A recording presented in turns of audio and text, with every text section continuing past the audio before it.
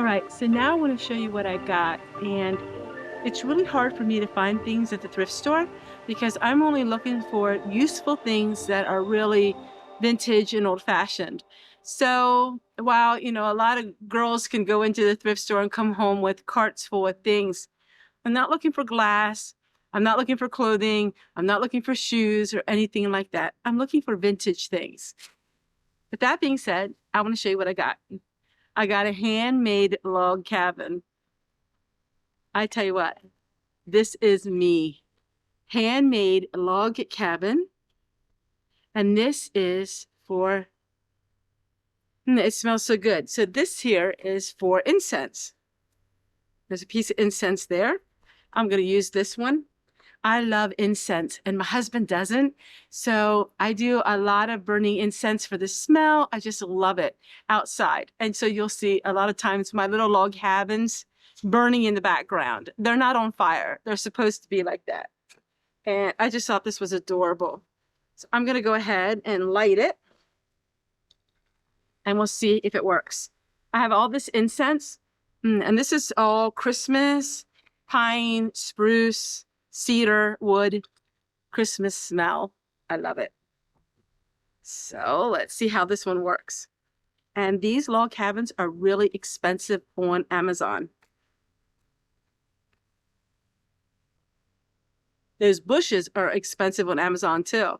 So all of these things you can buy online, but man, if you can get them at the thrift store, you can save so much money.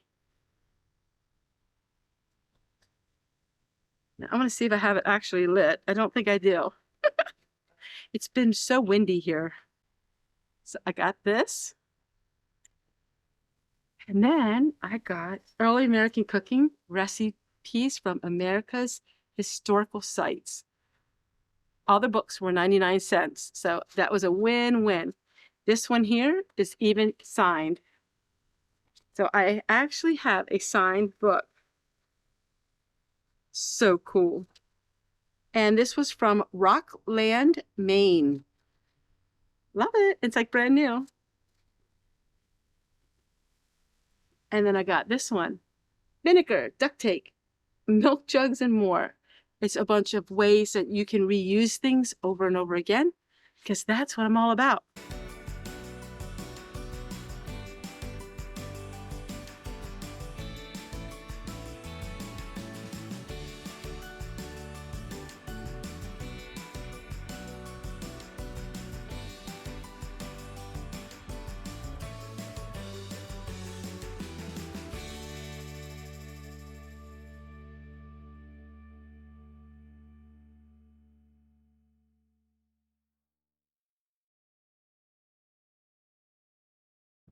As the newer generation starts, donating things to the thrift store, I'm finding that there's less and less things that I am finding that I really like. And, the old-fashioned way of living and the old things are things I really am having a hard time finding these days. And so when I can find something vintage, my whole home, inside and out, is totally vintage. So if I can find something vintage at the thrift store, something that I can use over and over again, then I like to get it. So it's getting a little hard to find things at the thrift store that I like. Now I can go on eBay and I can research different titles of books that I'm interested in. Basically, I'm really interested in the 1970s right now. And I'm also interested in a lot of history. So like, pioneer history. The 1970s is more the back to the movement of ground and land and all of that fun stuff. And then you got the pioneers and Little House on the Prairie, and those are pretty much back to the land as well. So it's getting a little harder to find that, but I'm still finding things that I really enjoy. Now, my things that I have are not near like it used to be, and I got rid of, well, I would say 75 to 80% of what I owned, but I didn't get rid of old things. I just got rid of modern things, most of them.